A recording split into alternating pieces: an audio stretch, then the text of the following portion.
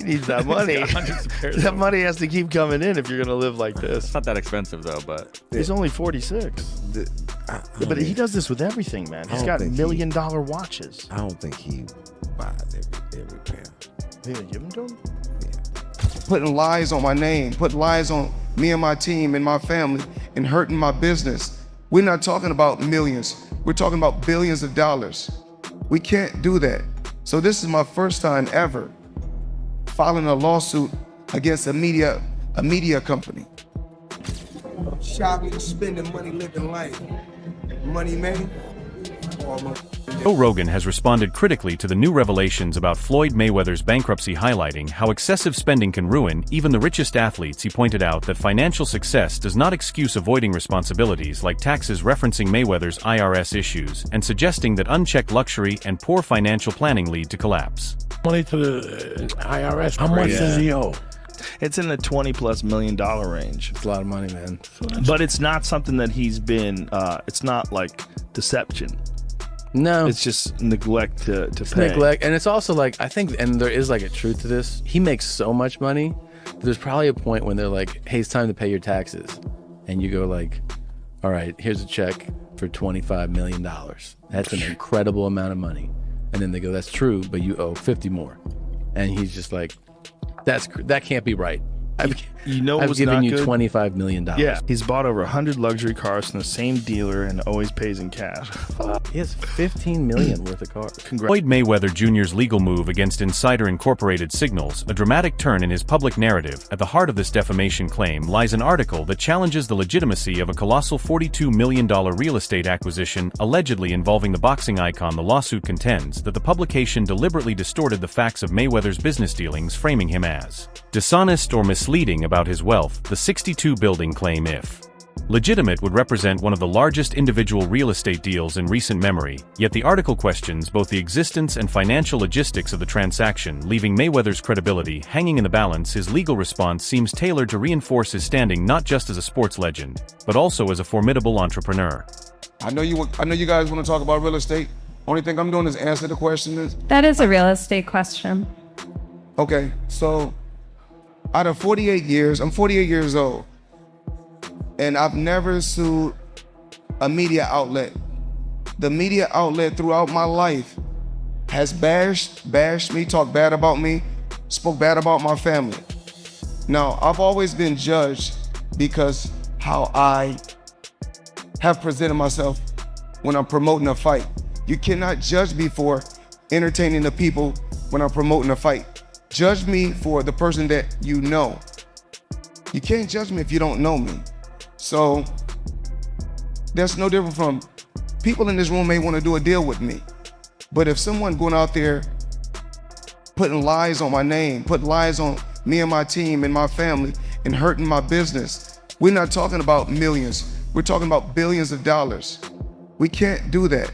So this is my first time ever filing a lawsuit against the media. Mayweather's rebuttal focuses on the article's perceived bias and the omission of what he calls concrete documentation. According to him, his legal team provided Insider Incorporated with ample material proving the authenticity of the real estate claims. The documentation, he argues, was intentionally sidelined in favor of a more sensational narrative by emphasizing that this is his first such lawsuit against the media. Mayweather aims to highlight the seriousness of the matter. His insistence on defending his name suggests a broader strategy, positioning himself as a responsible businessman targeted by irresponsible journalism to build my name, to build my reputation.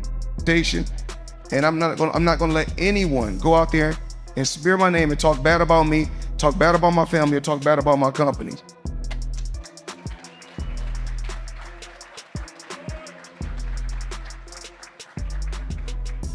All right, one more toughie.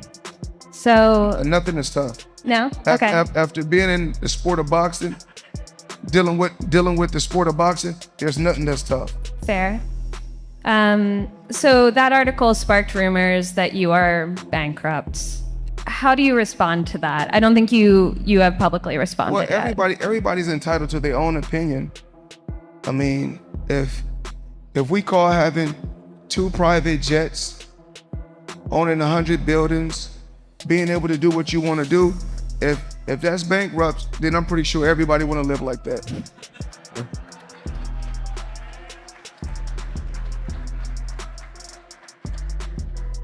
Okay, so I think we'll end with this one. When I spoke to you all last week, you were riding around Miami. You were looking to buy even more. Yes. Have you bought anything in the week since we last spoke? I don't know. I was out in Miami for a while. We were looking at a few properties. I'm pretty sure.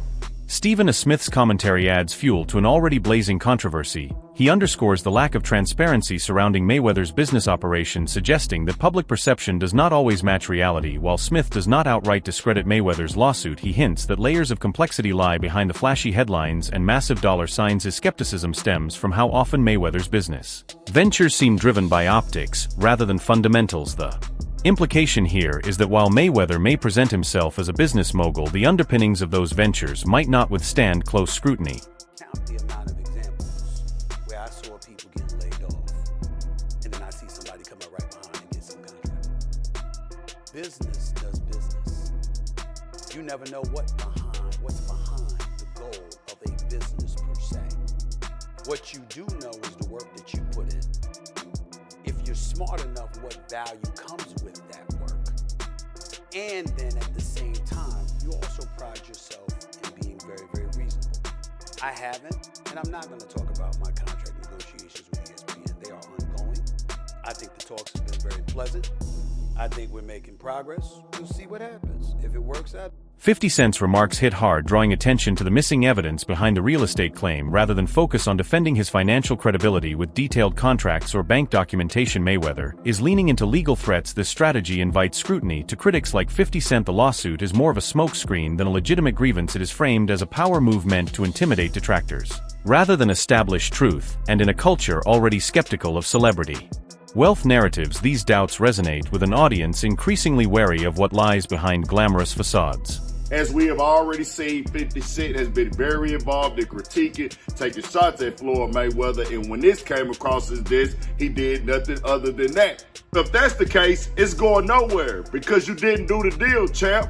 He must have named the writer separately to make him have to pay his own legal team. The champ is mad, and 50 most definitely promoted his brands and everything with that, because 50 Cent has came into question about this deal that Floyd Mayweather has struck, showed his real estate businesses, and people started diving into it. Floyd Mayweather has been defending it, but I just realized he put this $100 million lawsuit in against Business Insider, saying that they have been going at him for a long time now, coming at his family, coming at his team, and saying these derogatory things and defaming him, so he won $100 million. The suit lost in the Southern District of New York names Insider Inc. and reporter Daniel Geiger as defendants. It is centered around reporting by Geiger about real estate deals Mayweather Jr. publicly discussed, including an agreement to buy a 62-building Manhattan apartment portfolio. Geiger reported in late March that there is no evidence that there has been a sale. According to the lawsuit, Geiger embarked on a campaign of harassment and defamation categorized by aggressive and misleading journalism that not only distorts the truth, but seems driven by a deep-seated bias against Mr. Mayweather's success. It claims that Geiger refused to review documentation proving the deals in question. Mayweather's demeanor in interviews has often leaned toward nonchalance, but in moments of financial inquiry that attitude shifts from confidence to ambiguity. His reluctance to offer hard numbers or specifics when confronted with bankruptcy rumors does little to extinguish the fire. Instead of clarifying the situation, he opens the door to further speculation. Public figures often rely on perception to maintain power, and when those perceptions begin to crack, the absence of transparency accelerates the unraveling. So that article sparked rumors that you are bankrupt. To that, I don't think you have publicly responded. Well, everybody's entitled to their own opinion. I mean, if we call having 2 private jets, owning 100 buildings, being able to do what you want to do, if that's bankrupt, then I'm pretty sure everybody want to live like that.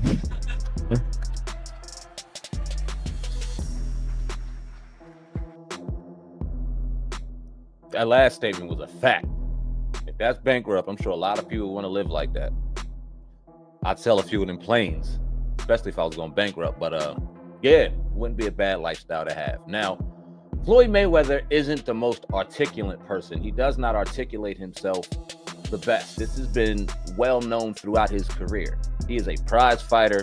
He is a master promoter. He is a great business person. Put him behind a microphone or have him articulate himself, he's not the best at it. So if you listen to that and y'all tell me if y'all got the same vibe I did, or if y'all think that I'm tripping, it sounds like he's running around a lot of shit. And it's like, all right, bro, yeah, you might be going bankrupt. But let's understand something real quick. If one of Floyd Mayweather's businesses, or if his business is going bankrupt, that does not mean that Floyd Mayweather himself is broke. That means that his business may be struggling. Oh yeah, his business may be struggling. Mayweather's statements about having no tax liabilities stand in direct conflict with formal IRS action. Tax evasion or unpaid balances are serious allegations, particularly for a figure who prides himself on financial dominance. The contradiction here strikes at the heart of his personal brand, that of the untouchable mogul. If even the taxman is chasing him, the myth of perfect financial control begins to crack. Legal filings from the IRS not only add weight to critics' concerns, but may also pave the way for more aggressive investigations into his overall financial health. The dissonance between Mayweather's public confidence and the tangible outcomes of his investments is striking. Real estate is often cited as a path to generational wealth, but the details of Floyd's supposed $400 million portfolio remain elusive. His proclamations serve to inspire admiration, but they do not always line up with verifiable facts. This growing disconnect raises questions about whether his empire is built on solid financial principles or merely a curated illusion meant to protect the image he spent years crafting. Change it up. Change it up. Change it up. That's what we do. There you go. There you go. There you go. That's what we did. I need everybody, all the fighters all around the world, MMA, boxers, follow this man right here. We get the job done. Money, man, and y'all know the rest. The lawsuit may be intended to quiet detractors, but it has also opened the floodgates for more analysis and debate. Fans are not only questioning the authenticity of his wealth, but also the motivations behind the lawsuit itself. Rather than clarifying his position, the legal action seems to deepen the mystery. Files a $100 million lawsuit against Business Insider over real estate deal report. Damn, that's an expensive lawsuit. The lawsuit comes after a report by Business Insider journalist Daniel Geiger claimed that the 62-building Manhattan real estate portfolio that Mayweather announced he acquired never actually occurred. Geiger's report stated there was no evidence a sale was made. Mayweather's lawsuit claimed that Geiger refused to refute documents of the deal, and it was an attempt by Geiger to publicly humiliate Mayweather. They embarked on a campaign of harassment and defamation characterized by aggressive and misleading journalism that not only distorts the truth but seems driven by a deep-seated bias against Mr. Mayweather's success. Floyd Mayweather.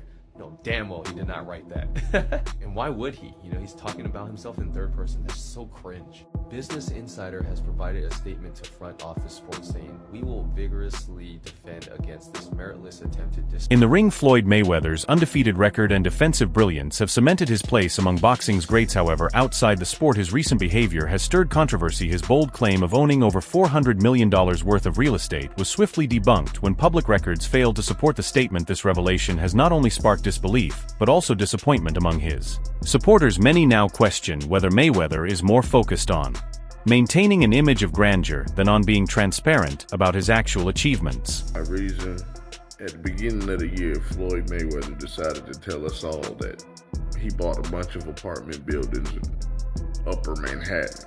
Everybody has found out that that wasn't true.